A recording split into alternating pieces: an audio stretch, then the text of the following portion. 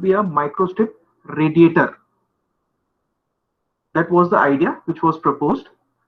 Then next, it was in 1955, the first patent was filed.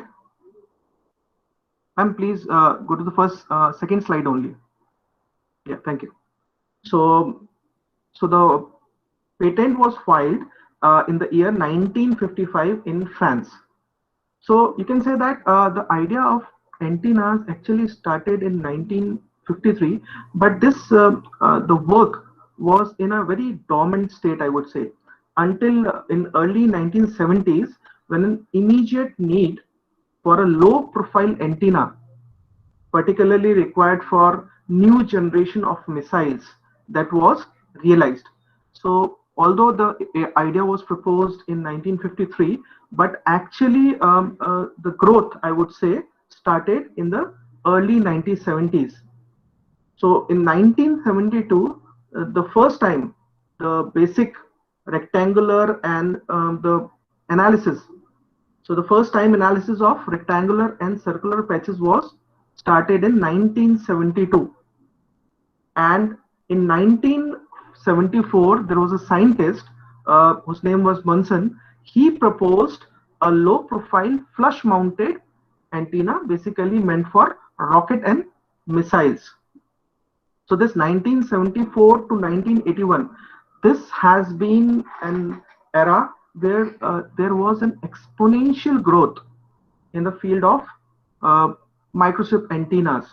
So during this periods, perhaps 1970s and afterwards, up to 1984, I would say, there were many workshops, major works that has been conducted. And one of the most important workshop, I would say, those who are working in the field of antennas, you should refer to those papers also, that was held in New Mexico City in 1979, and its proceedings were published by IEEE, Transactions on Antenna and Propagation, in 1981. So you can say that that was the arena when the a lot of work, because there was a need of a planar radiators that arises, and because of that a lot of work has been done in the field of microstrip antenna. And antenna, is one of the most vital component of any communication system. Ma'am, next slide. So Balani's second one only. So Balani's he recently got an IEEE a Lifetime Achievement Award also. He has written a book. Those who are working in the field of antenna, they must be knowing. So he has quoted that the antenna serves to a communication system the same purpose that an eye and an eyeglasses serve to a human. So that is the importance of antenna in the field of communication system. So if we talk about a microstrip antenna in a conventional form, it has got various limitations. Various limitations in the sense, when I say conventional form, I say that I'm using a standard shape, rectangular, circular, any one, elliptical, and a standard feeding method is being applied. Then if you talk about a conventional antenna, it has got various limitations, and those limitations are, these are low gain, narrow bandwidth, there are associated tolerance problems, there are large ohmic losses, and even the microstrip antenna radiates into the half space. The complex feeding structures are basically required for high performance array.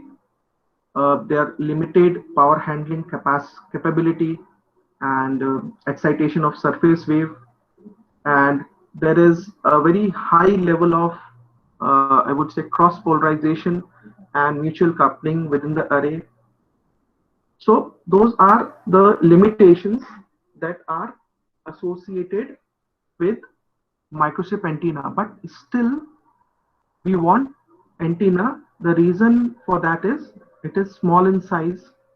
If you look at the characteristics, It's a light in weight. It's an easy handling capacity it has. It's a very low cost. It's an economical one. It has capability of easy attachment with other components. It can perform for broadband. It can be used for dual band. It can also offer circular polarization.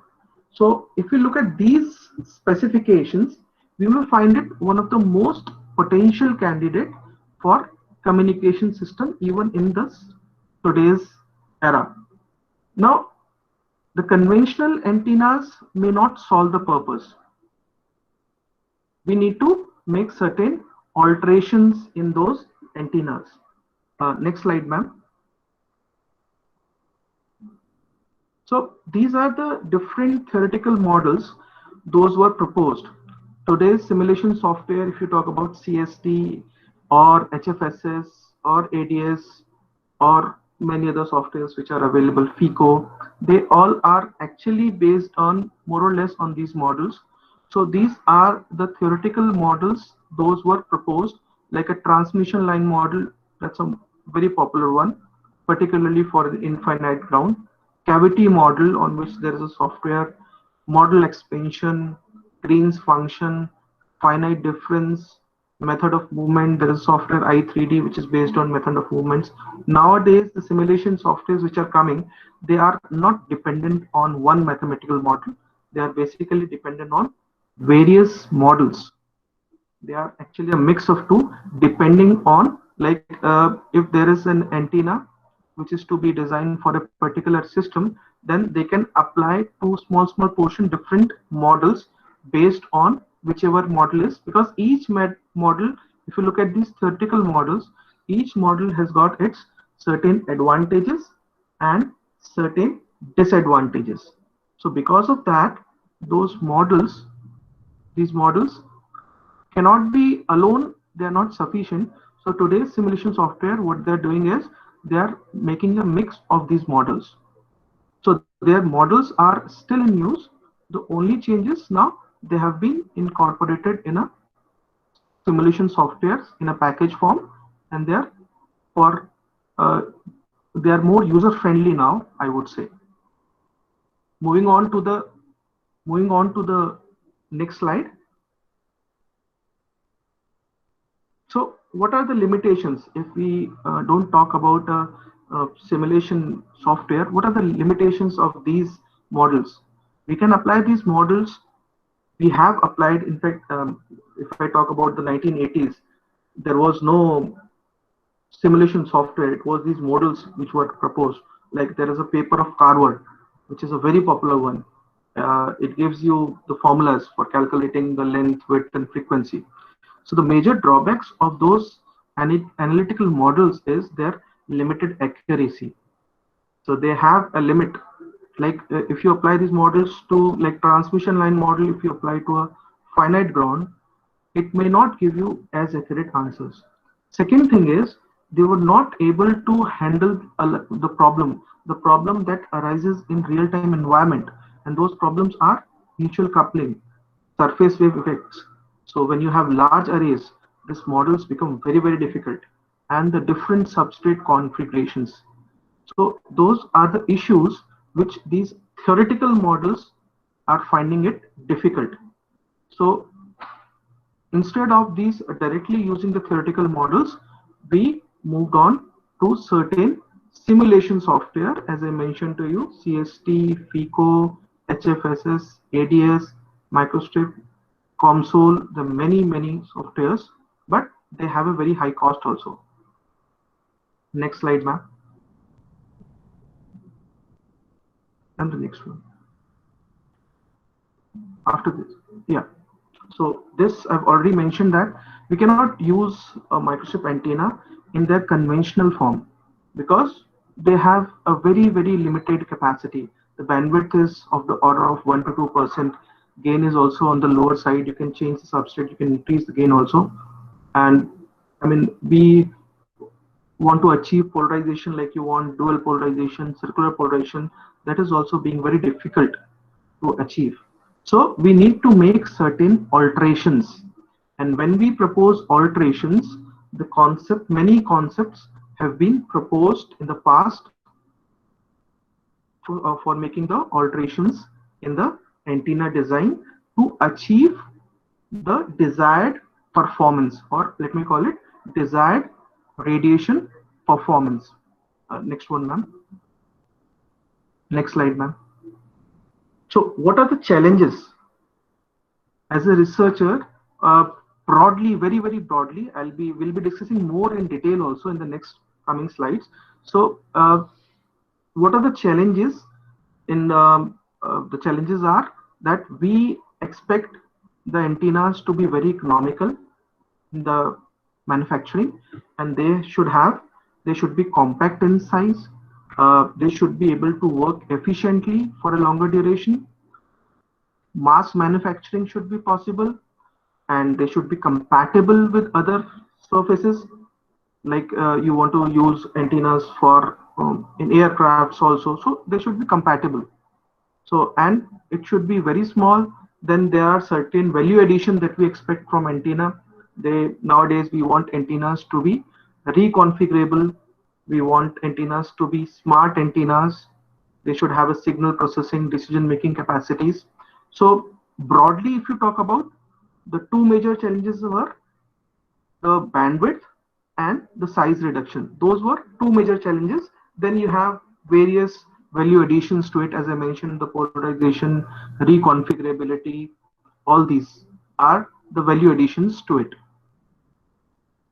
These are the challenges in the broad challenges. We'll narrow it down also in the coming slides. Those are the broad challenges in the field of antennas. Next slide, ma'am. So what today's softwares offers? Today's softwares gives you certain features, and those features are what? They have reduced the time. They reduce the time a lot, and because of there's no risk of prototyping. Earlier it was that you solve it theoretically, then you have to go for fabrication, and then you have to do the measurement. Now the physical prototyping risk that was involved, that means you have done the theoretical analysis, you have fabricated, and when you measure, there is a deviation between the measures and the theoretical results. So that risk has been reduced to a large extent, because today's simulation software gives you an accuracy very close to 80, 90, in fact more than that also. So that is what today's professionals have the advantage, that using the simulation software, there's a reduction in the size of risk involved while the physical prototyping. So once you simulate it, and when you make a fabricated prototype, then generally it matches. Second thing is, it has become very less tedious. You can fine tuning is possible. You can change the environments, like for wearable antennas, for implantable antennas, you can create an artificial environment and you can simulate it, so that when you fabricate and when you test it in a real environment, it is somewhat very close to what you were getting the simulation results. And the best part of these results are that the simulation softwares are that easy to learn. It generally doesn't require too much of software training, I would say, because most of the softwares are design based, although you can have you can write the script also, but generally we prefer to make the design, and they're very user friendly. So that change, that paradigm shift has happened since 1980s to today's arena. In the last 10, 15, 20 years, the softwares have been available and they are been improving. Improvisations has been happening in the softwares since then. And next slide. So these are some of the books which are very worth reading. I thought I should share with you, because I believe there are some of the scholars also who have been working. So do refer to these books. These are very important books. You can always get a lot lot of I would say information you can get from these books. Next one, ma'am. So after initial development of patch antennas, uh, the broad targets were to improve the bandwidth of this. I mean, to design broadband patch antennas. Second is to make it compact so that they may fit into the modern communication systems, including wireless handsets, pagers, and mobile handsets, and to design them in such a way that they may operate at two or more frequencies, and they are also reconfigurable. Reconfigurable could happen in three ways. We may have frequency reconfigurability, we may have the pattern reconfigurability, we may have the polarization reconfigurability. So those are the expectations of today. So we expect the antennas to be circularly polarized. In fact, now we expect the antennas to be not only circular, they should be dual polarized. So they may have circular, linear, they may have the two forms of circular also, LHCP, RHCP. So these are the expectations which are requirement of the modern communication system, I would say. Next slide, ma'am. So these are some of the points that you must remember about these antennas, that the antennas have the capacity of that they can, several modes could be excited. So what is a mode? Generally, when we define a mode is what? It's a stable field configuration. And second important point is the antenna, they actually radiates maximum in the dominant mode. And how do we define? You would have studied in waveguide also. A dominant mode is the one which has the least cutoff frequency. So all these points. Third point is for each mode, wherever is excited in the patch surface current is maximum at that point for that mode. So these points actually indicate that how can we modify or make the alterations in antenna. Suppose you want to make a compact antenna. So for compact antenna, you have to somehow increase the path length of the surface current so that the null voltage will shift towards the edge of the patch. We know that in a conventional antenna, the frequency and the size, they are, if you increase the frequency, the size is reduced. So for a lower frequency, the size will be bigger. But how to keep the frequency on the lower size and reduce the size? This could be done by making certain alterations in the antenna. That could be meandering, that could be slots, that could be parasitic patches. All those different methods could be used to do that. And for, suppose you have an antenna which is working in dual band, that means basically it has got two modes which are getting excited because of the shape, size, or the changes or the amendments that you have done in the antenna. Now if you want this antenna to work as a broadband, then you have to excite a mode that is overlapping with the other two modes in such a way that those two and the hump which is in between, that means the reason it is becoming dual band, it becomes actually dual frequency and broadband. So those actually, by making the alterations, what are you doing? You are exciting certain modes. Excitations of modes is happening. You are actually perturbing the current distribution. So those are the things which you are doing to obtain the broadband or to fine tune your antenna in the desired frequency range. Next slide, ma'am.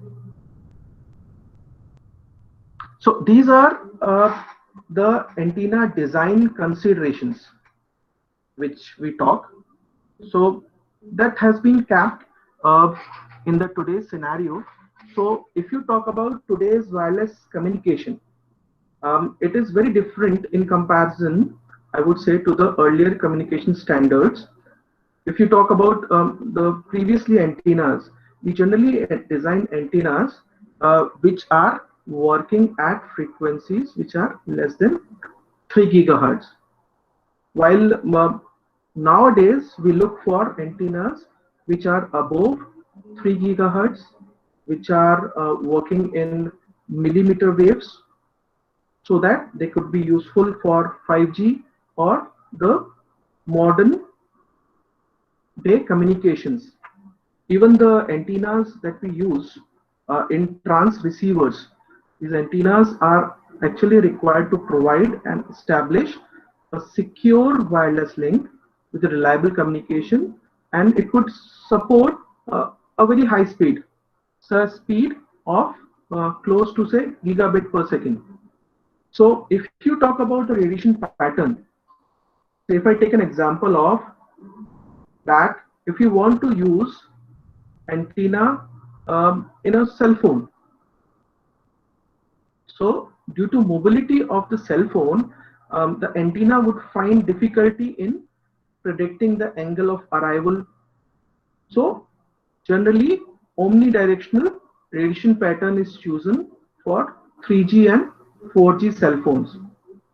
And in the applications, if you talk about the applications where users are evenly distributed, say, suppose if we take in a spacious area, like an auditorium, like shopping malls, then this omnidirectional radiation pattern in horizontal plane and narrow beam directional pattern is required in the vertical plane to save the power.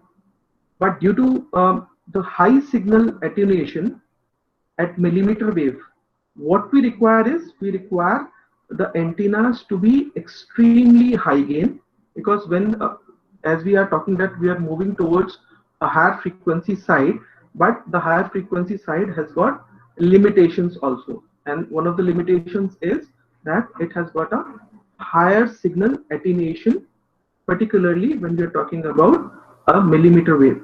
So in that case, what do we require is we require an extremely high gain and narrow beam which is desired at each angles in hemisphere.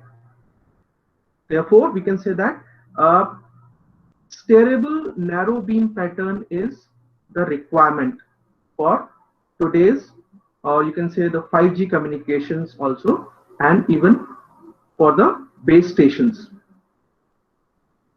But the problem arises is when you are using a steerable narrow beam pattern, it is very challenging to cover the whole area because of the steerable narrow beam directional. So what we can do is we can use a phased array antenna.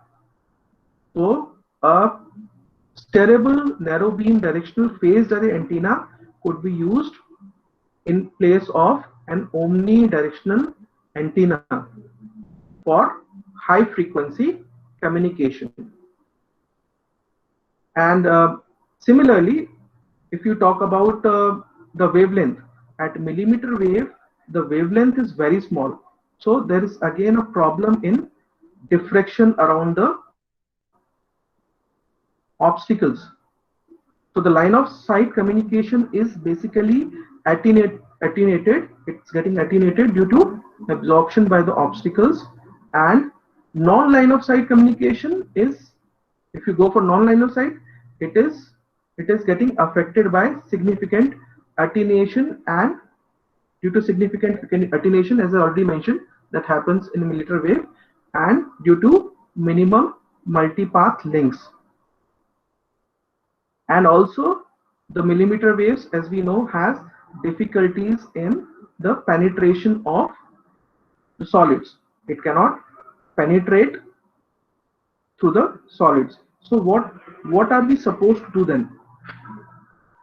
We should use a symmetrical radiation pattern in both the planes for space scanning.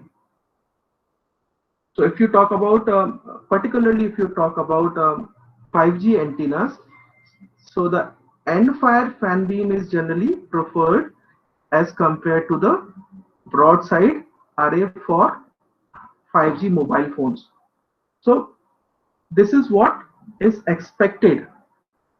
So when you go for the today's communication, you are going for the designing of antennas for today's communication, then you should give due consideration that this form of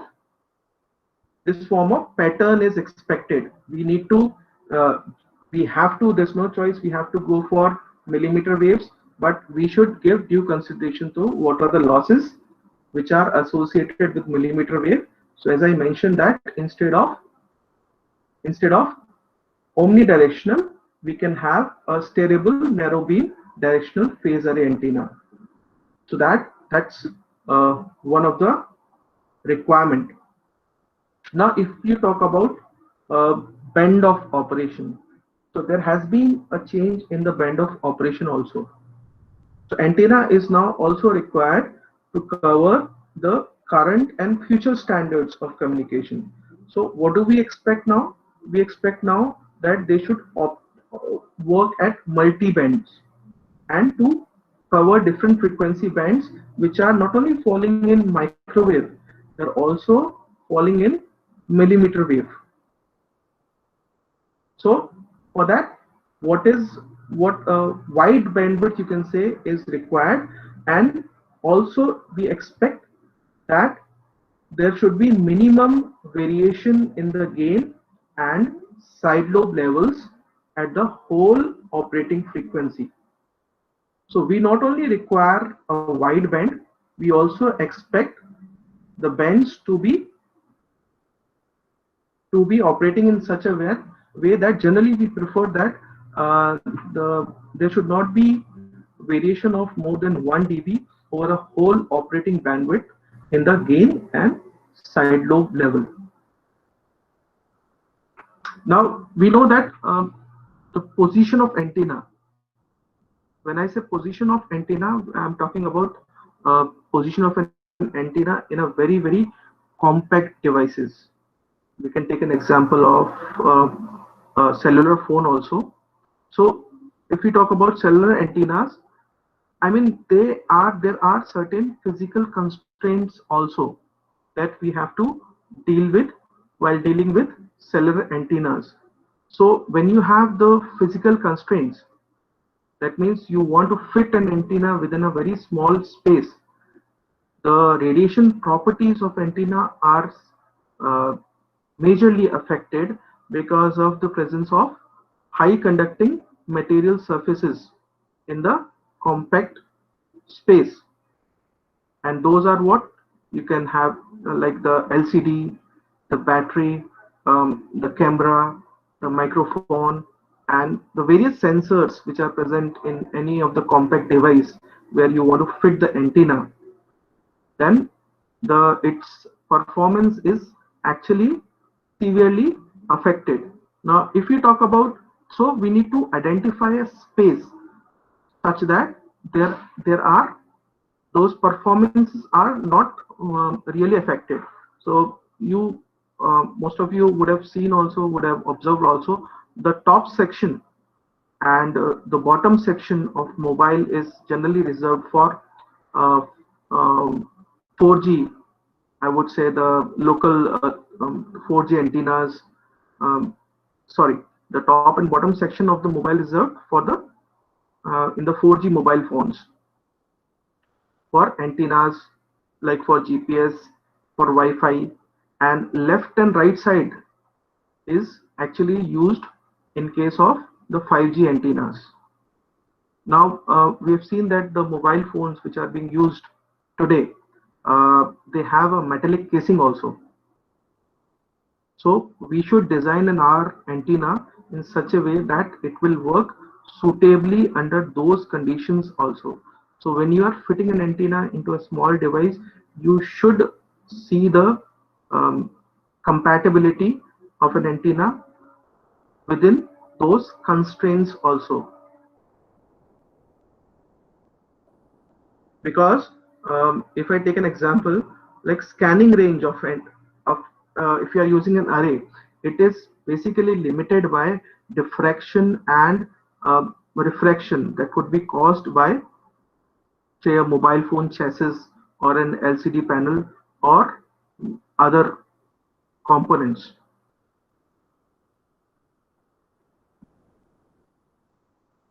So that is why there is, you should, I mean, the position of antenna is also one of the very, very vital thing that you should give due consideration. Third point is, sorry, fourth point is the beam width.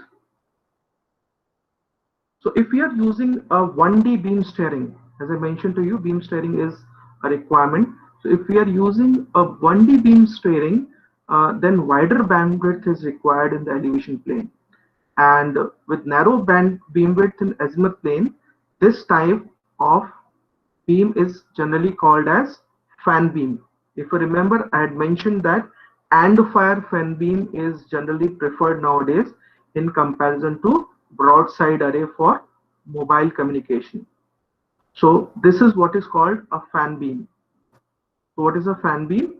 If a 1D beam steering we are using, then we require a wider beam width, and in elevation plane with narrow beam width in azimuth plane. So we will be requiring wider beam width in elevation plane and a narrow beam width in azimuth plane. This type of beam is basically called as fan beam. So this fan beam is very, very popular whenever you are using an antenna for a compact device. So this type of beam is also now if we take an example of 2D beam steering, then narrow beam width is required in both the planes. So for 1D beam steering, we need a wider and narrow beam width. For 2D beam steering, we'll be requiring a narrow beam width in both the planes. So this type of beam is called as pencil beam, and it is preferred at base stations. So that is the consideration for the beam width. Now coming to the side lobe levels. So for maximum possible scanning, the side lobe level should be less than -10 dB in radiation pattern at every beam scan angle. So that we should, while designing, that should be kept in mind, that the side lobe level is well within. If it is well below -10 dB, it is good. So when the main beam is scanned at different angles, scan loss should be small. So whenever we are checking out the side lobes, we want the side lobes to be less than -10 dB in radiation patterns at every beam scan angle.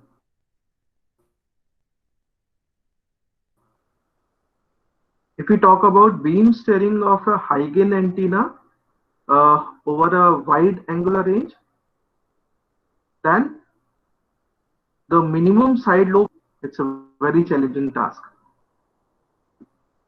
Moving on to the next design consideration, that is size of antenna. So each size of antenna should be at least quarter of the guided wavelength. That is theoretically, if we talk about, it should be quarter of the guided wavelength, so that we can achieve a good radiation efficiency, and we could also reduce the store energy in near field region. We know that our antennas work in far field region. So while designing the size of antenna, suppose you want to use an antenna for today's cell phone, then the PCB thickness is generally less than 1 mm. And if you increase the you make the PCB, more thicker, it actually increases the production cost in consumer electronics.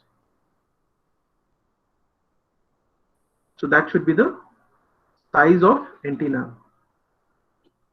Then the last design consideration is specific absorption rate. Specific absorption rate is very important, particularly for 5G, since the topic of this short-term training program is 5G. I've kept most of the considerations with respect to 5G. So SAR is very important parameter for 5G antenna, which basically represents the electromagnetic energy absorbed by unit mass of human body from the antenna. So it must completely fulfill the guidelines which is being defined by the federal FCC, and it should be well within 1.6 watt per kg for humans, which is recommended also by FCC. So these are the few design considerations that have been kept accordance with 5G communications, and to be more particular to 5G mobile communications, I would call it.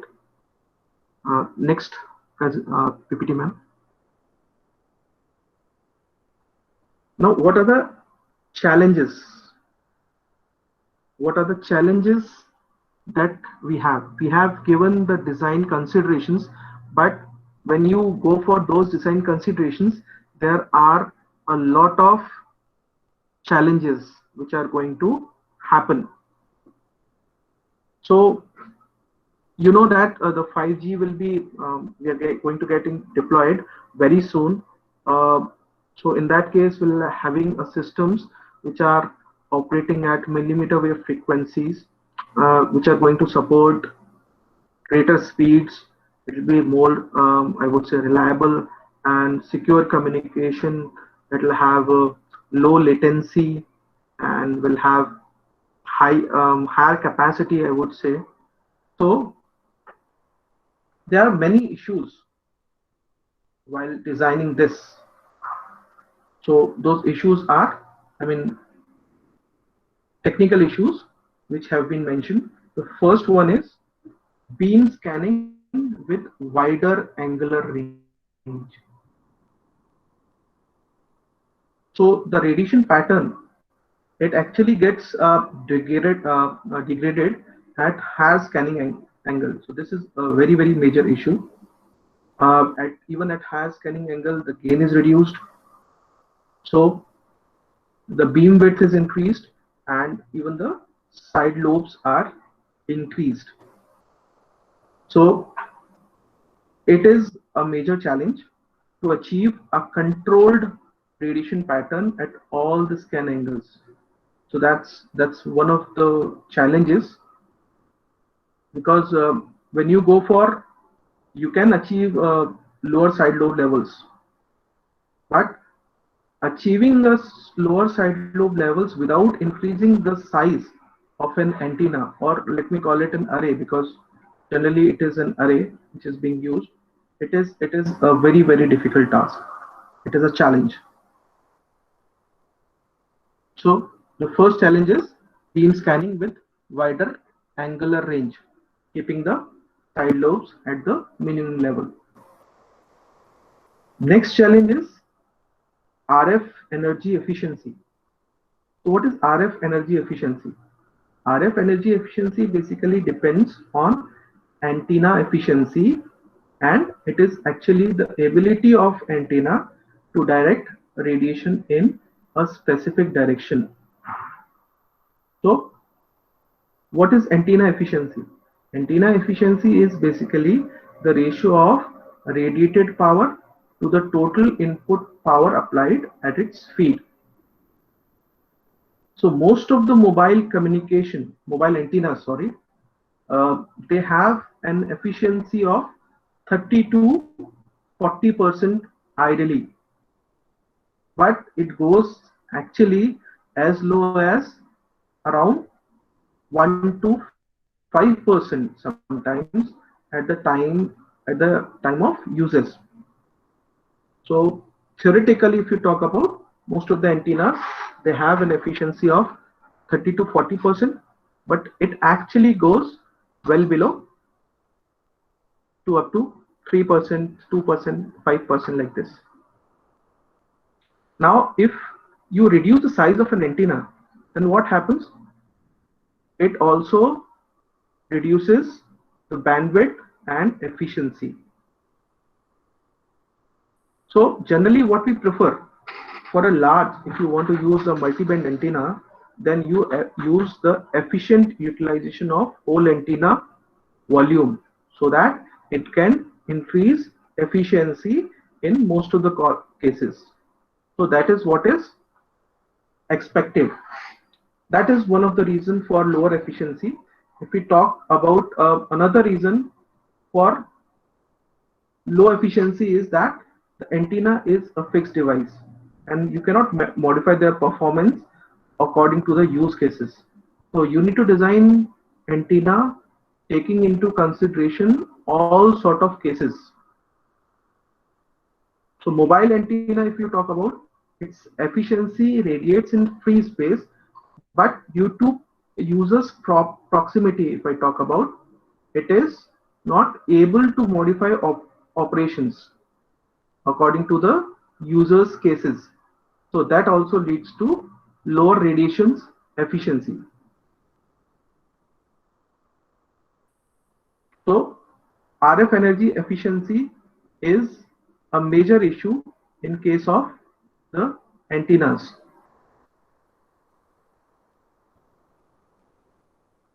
Next is co-allocation of antenna in shared volume. What does it mean? Co-allocation of antenna in shared volume. So if we take an example of any modern day communication, it will use a millimeter wave antenna. It will use along with the millimeter wave antenna and LTE and microwave, or it will use a sub 6 gigahertz antenna. So the co-allocation of these entire antennas within the shared volume is really a big challenge, because the closely spaced antenna may change the performance of each other. Also, the high screen to body ratio is also a big challenge in antennas which are being used for small compact devices, or I would say cell phones, because the antenna, antenna is being actually packaged with other electronic components in a very limited space. So that is a very big challenge, because you have got antennas of different frequencies which are very kept in close proximity to each other. Next challenge is the gain and beamwidth instability at whole bandwidth. So the gain and beamwidth, if I take an example of a massive MIMO. A MIMO is multiple input, multiple output. It should be stable at all frequencies for a stable, for an efficient coverage to all the base stations, if I say. So due to static element distance, actually the beamwidth fluctuates, and it is very challenging to control the gain because of this beamwidth fluctuations. So gain and beamwidth, particularly, I'm just taken this in accordance with an example of a MIMO. It is very unstable over a complete bandwidth, and we expect it to be a stable. When I say stable, that means it should have minimum fluctuations over the entire operating range. Next is multidisciplinary problems at multi-level antenna systems. So why do we use massive MIMO antennas? They're basically used to increase the coverage. They're used to increase the capacity and also to increase the quality of service. So these type of multi-antenna systems have multidisciplinary problems, particularly at the base stations. And those problems are like heat dissipation. That's one of the problem. The passive intermodulation. That's another issue. Reliability. There's a mutual coupling, and there's a phase inconsistency. So those are some of the problems which are associated when you have a multiple antenna systems. Next is the minimization of mutual coupling with compact size. So to reduce the size of an antenna or an array, or you can say a multiple antenna elements also, inter-elements spacing should be reduced. But when you reduce, because of the size constraint, but when you reduce the inter-element spacing, it actually increases the mutual coupling and also impact the gain, beam width, and efficiency significantly. So for that, nowadays we are using electromagnetic bandgap structures, and even the metamaterials, they are being used to actually reduce the mutual coupling.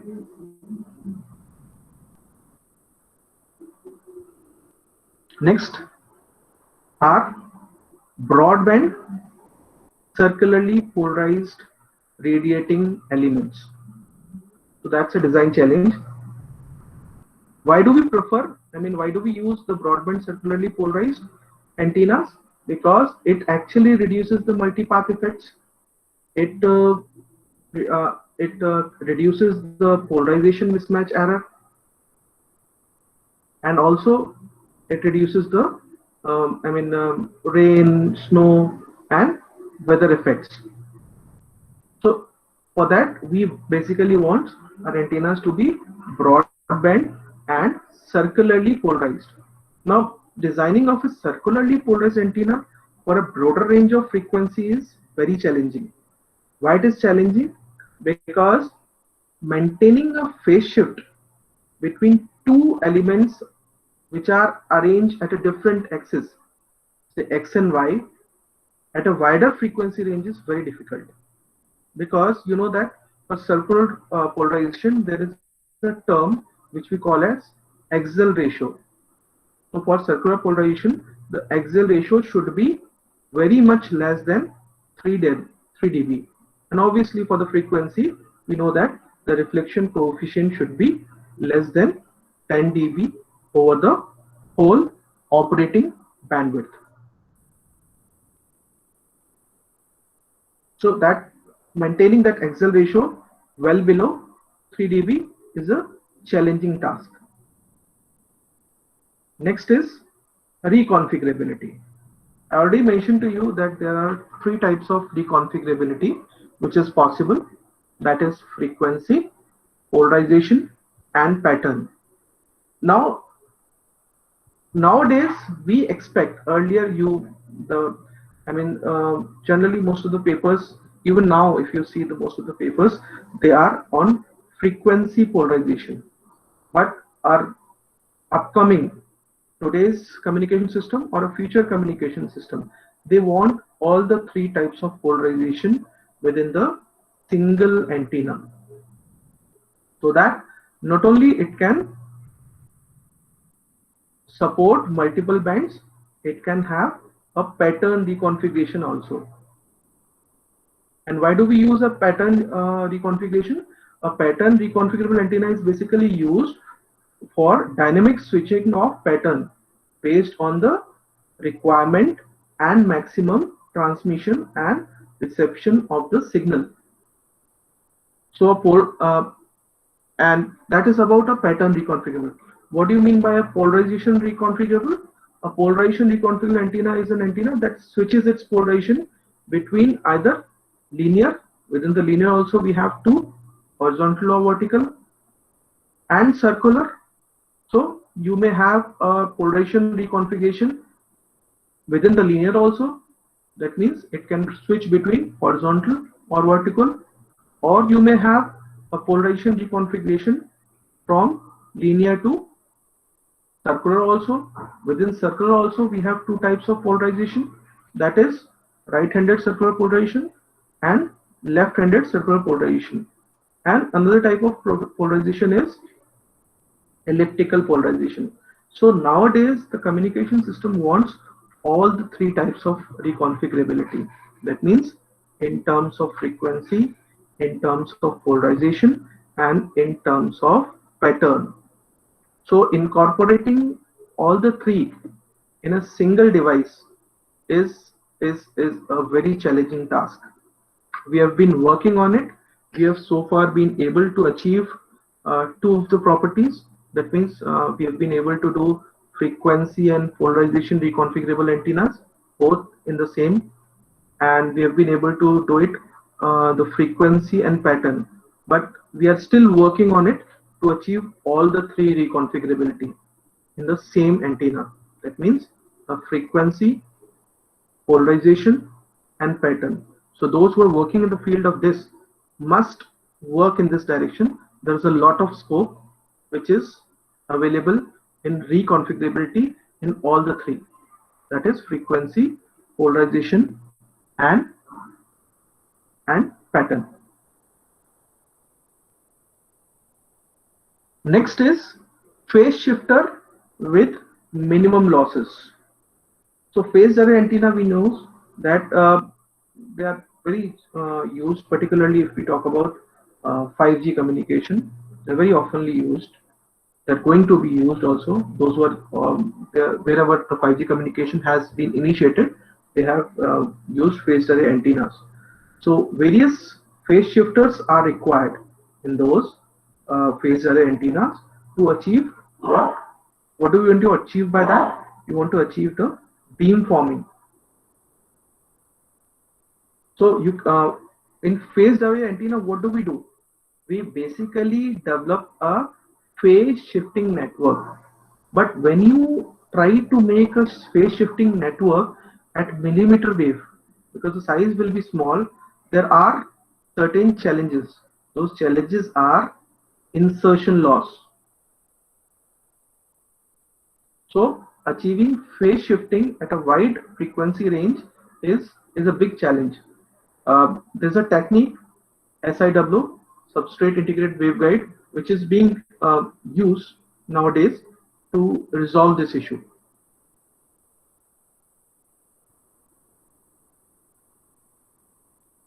Another important challenge is the selection of the substrate material.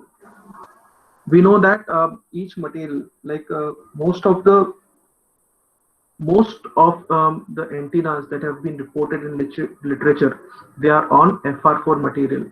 But FR4 material has a very high tangent loss. It has an issue of a very high tangent loss. So we generally switch for another material. So those who are working, or those who are looking for new areas to work in the microstrip antenna, this reconfigurability and novel materials is has got a very good scope. You can really work on it. So for if you talk about for high frequency range, selection of substrate material is really challenging. Like if I talk about terahertz application, you cannot use FR4 and all these materials. Polyamide is one material which is being used for terahertz application. So while going for substrate, what should we consider? We should consider not only the relative permittivity, it should be the loss tangent, it should be how easily you're able to manufacture it. So that is also given due consideration. Now, what is loss tangent? Loss tangent is, I mean, a very serious consideration, particularly if you are going for a high frequency applications. So if the loss tangent is high, your antenna will be, I mean, the efficiency will be greatly affected. Not only efficiency, it is going to affect your bandwidth also.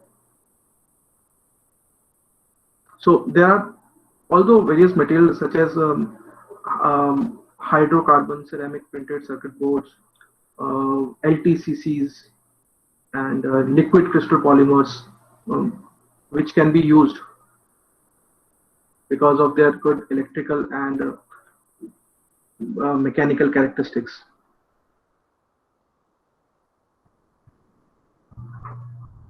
So these high-end hydrocarbon, if we talk about, they are generally suitable for multi-layer packaging because they have a high melting point, and also they have what you call a high efficient of thermal expansions. Now, second last is a misalignment problem that usually arises in a multi-layer antenna, or we call it stacked antenna. So stacking of patches is preferred generally to improve the bandwidth within same aperture with stable gain, because as you keep make the stacking, the gain would improve. But when you have a stacked structure, the misalignment problem is a major issue, particularly when antenna with the when we use with the reduced substrate layers, and if you use a reduced substrate layer antenna, then that would be a better option instead of using a thicker layers.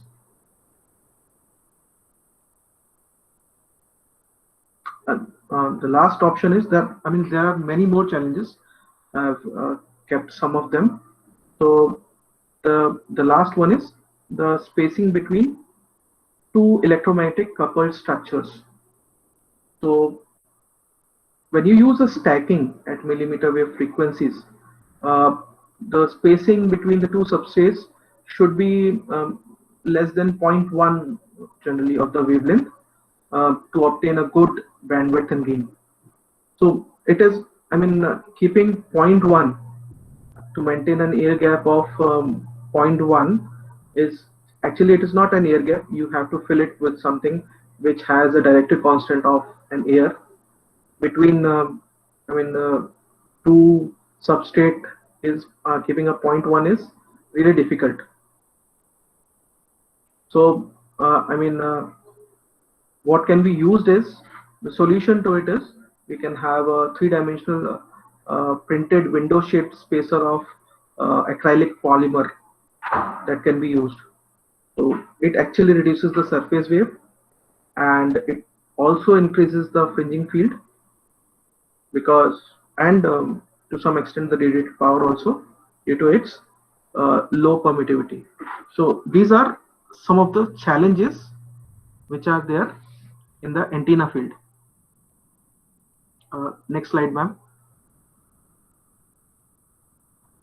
And these are the technologies which are being used for antenna. So these are beam forming. You can use uh, combinational fading, a massive MIMO, EBG structures, artificial magnetic conductors, as I already mentioned, substrate integrated waveguide, anisotropic metasurfaces, dielectric superstrates, circularly polarized beam, and Butler matrix. So these are some of the technologies which are being used for modern system or modern antennas used for communication systems. And next one, ma'am. So that's a simple flow chart of how we design antenna. So we have a design specifications. When we have a design specifications, what do we keep in mind?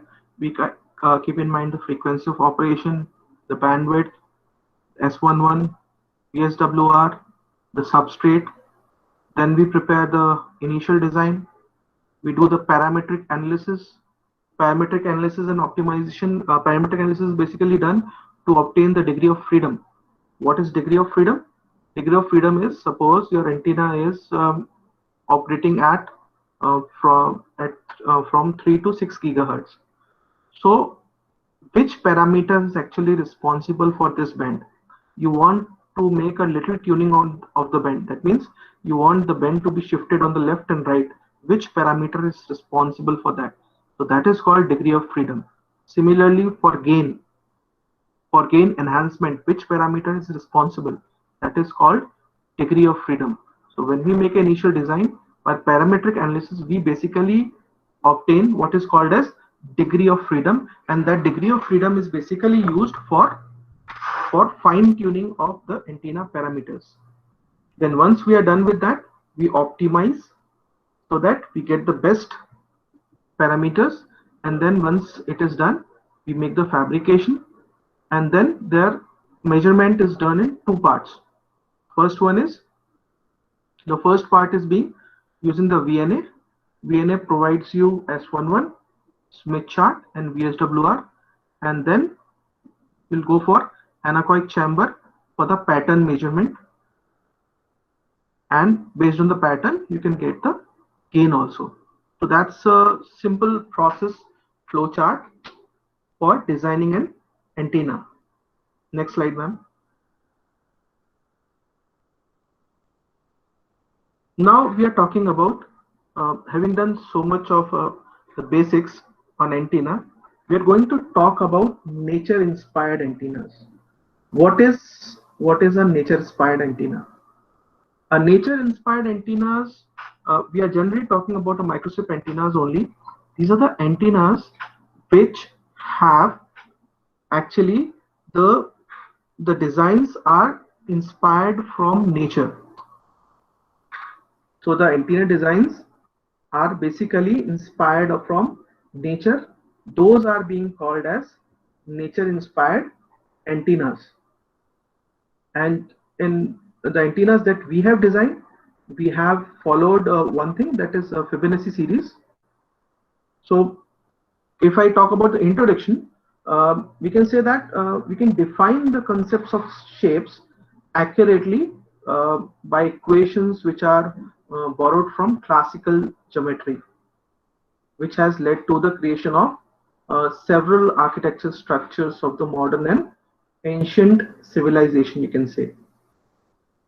So fractal geometry, if you talk about, it actually paves the way for you can emulate those which are involved in nature with remarkable, I would say, accuracy. So the designs which I am going to show you is the designs which have been inspired from nature. So what we are proposing is that these antennas are very similar to the planar antennas. Only thing is the designs have been derived from nature, and there is an analogy that we are proposing between the biological structures and their analogous antenna structures. Next one, ma'am.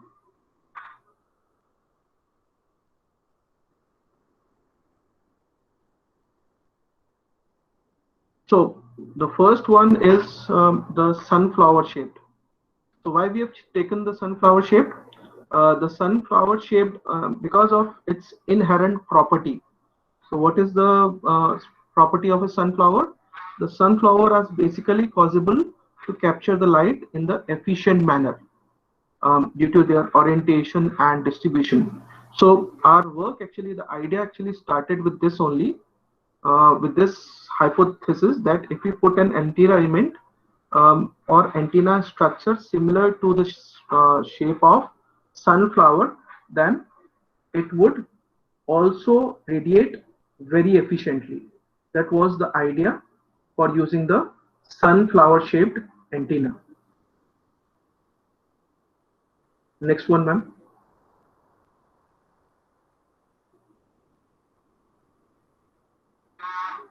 So antenna pattern is in terms of the pattern growth of sunflower, and we have used certain equations also. We have used a Fibonacci series also to this, because the sunflower actually captures maximum amount of light due to the orientation or and distribution of its seeds, which are in the form of a Fibonacci.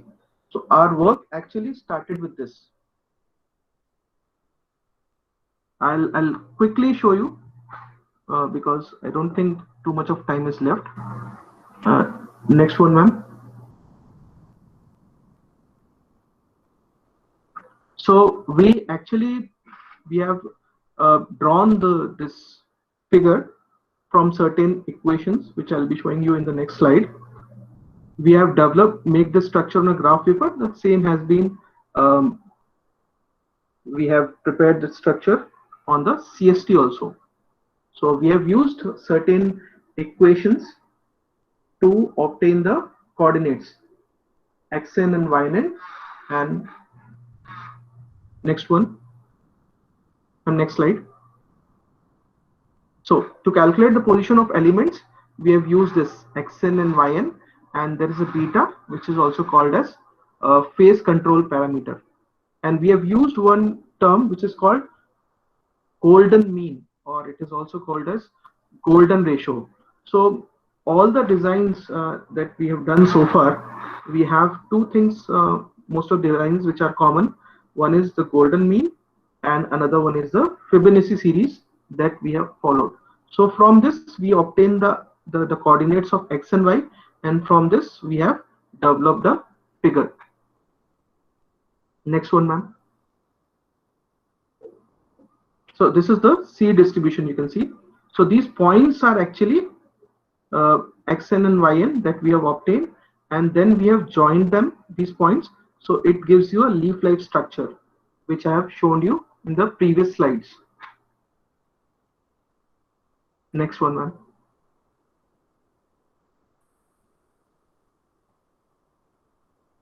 So the golden ratio and golden mean, also we call it, it has got two properties. One thing is the ratio of two quantities is always a fixed constant, and there is a corresponding angle also.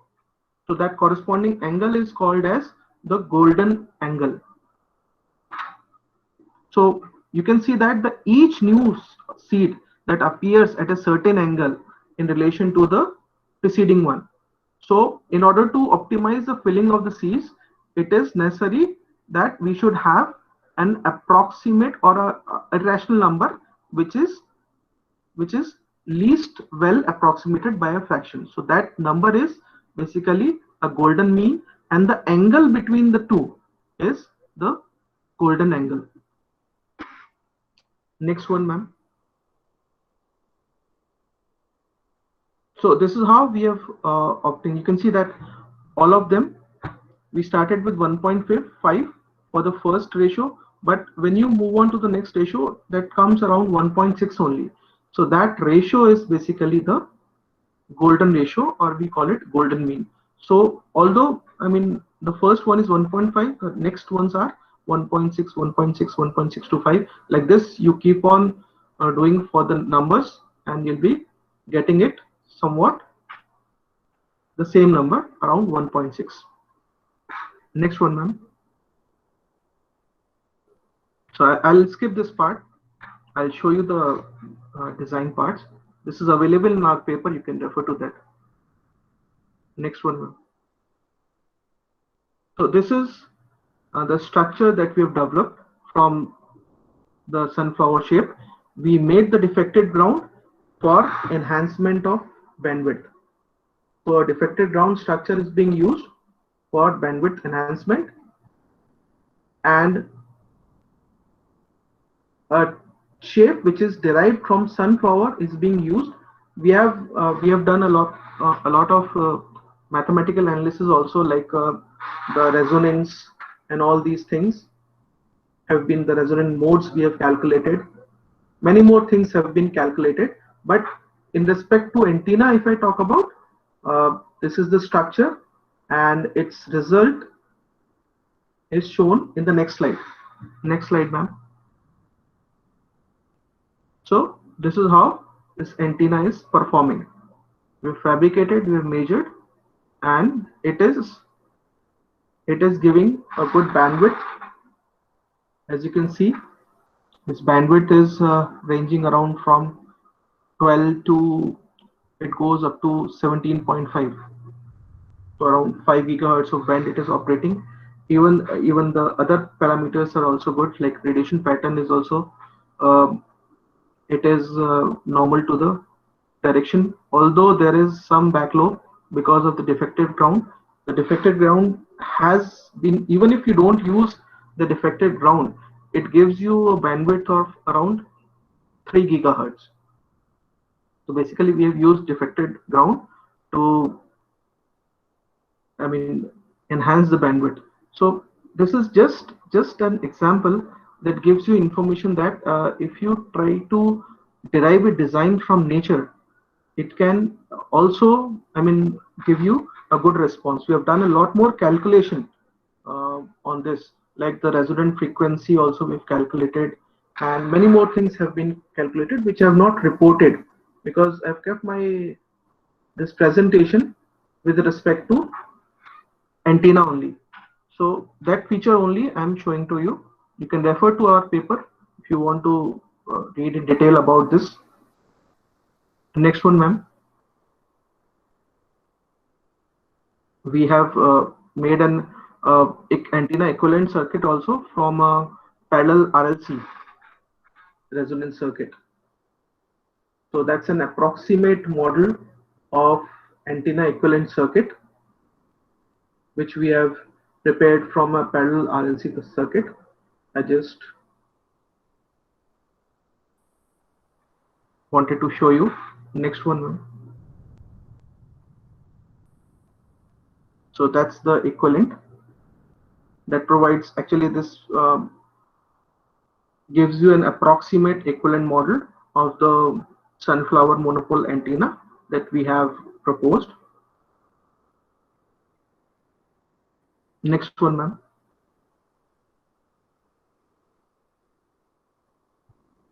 So as you can see that the design has been derived from sunflower, and this paper has been published in Wireless Personal Communication.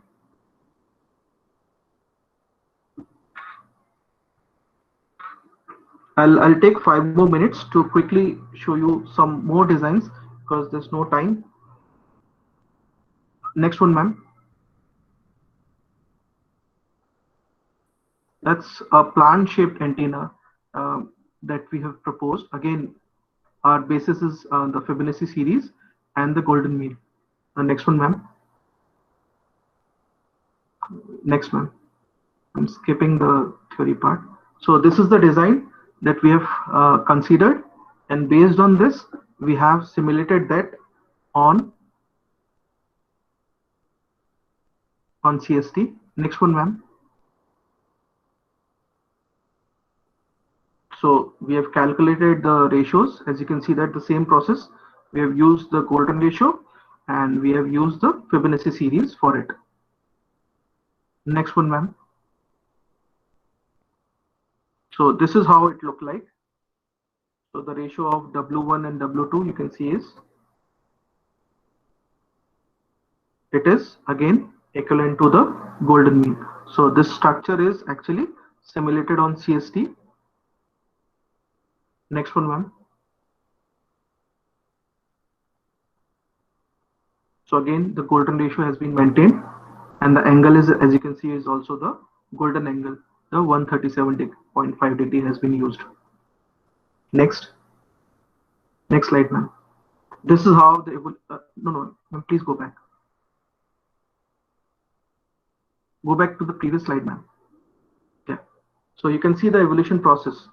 So we started from 2 branches, then 3, then 5, then 8, then 13, and then 21. So I mean there's a lot more, but because of the size constraint, we have restricted it to 21, and we have obtained the response for it also. Next one, ma'am. Next one. Next. This is the ground we have used. We have optimized the ground, defected it. Next, ma'am. Next. I'll just show you the table to show you the next. So you can see this. This antenna is giving a good bandwidth even when you don't defect the ground. So you can see that it is giving a 4.73, I mean a good bandwidth, but it was multi-band. So we made it broadband by using a defected ground. Gain you can see is good. So the idea is derived from the plant. Next. This is the fabricated prototype. I had few more, designs, but I think due to time constraint, I should stop here. Or I'll take 1 more minute to quickly show you some more designs. Next slide, ma'am. Next. These are the size comparison. The comparison with the previous reported work. Next, ma'am.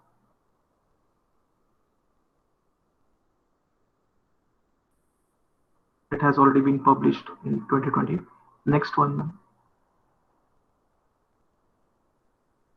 Next.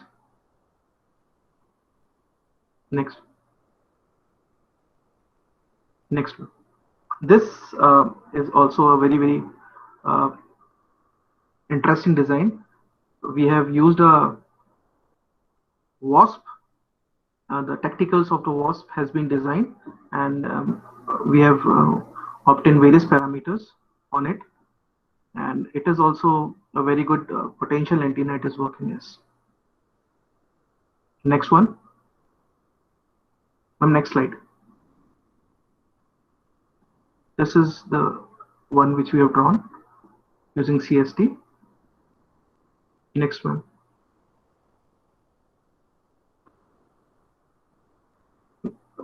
Next one. Next one. Next. I'll just show you the designs because there's no time to explain all of them. Next. This is a DNA structure based design. Again, a very interesting nature inspired design. Next one, ma'am.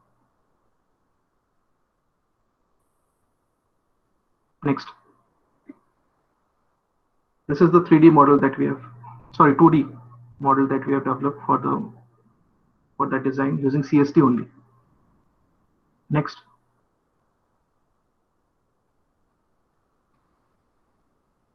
These are the performance. Next one, ma'am. So that's a nano antenna, which is analogous to our retina, which is the rods and cones are present inside our retina. So it is based on that. Next one, ma'am.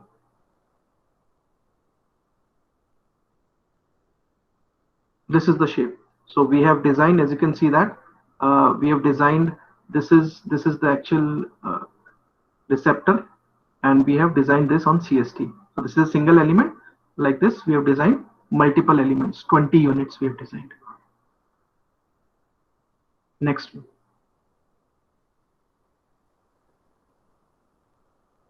That's it. I'm sorry, due to time constraint, I couldn't cover all the things which I wanted to. Thank you.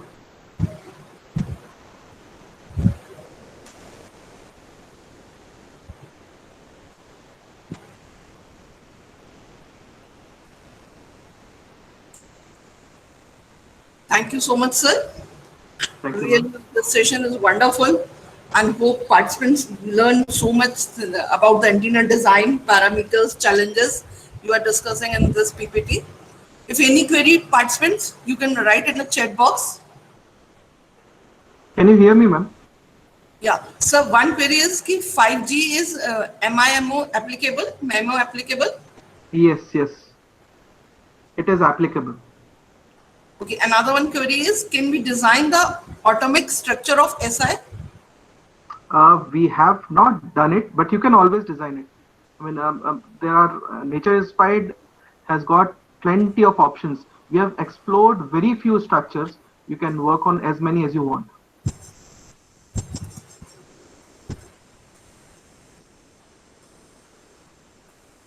So thank you, everyone. Kindly turn on your camera, please. Thank you, everyone. Next session will be started at 11:45.